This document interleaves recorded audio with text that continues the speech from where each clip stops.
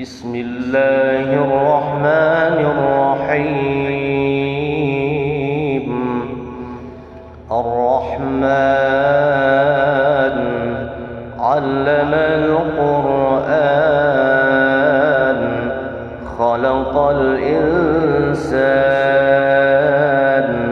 علمه البيان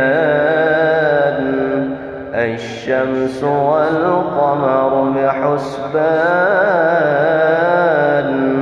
والنجم والشجر يسجدان والسماء رفعها ووضع الميزان ألا تطغوا في الميزان وأقيموا الوزن بالقسط ولا تخسروا الميزان والأرض وضعها للأنام فيها فاكهة والنخل ذات الأكمام والحب ذو العصف والريحان فبأي آلاء ربكما تكذبان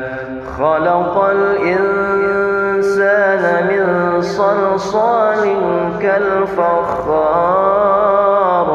وخلق الجان من مارج من نار فبأي آلاء ربكما تكذبان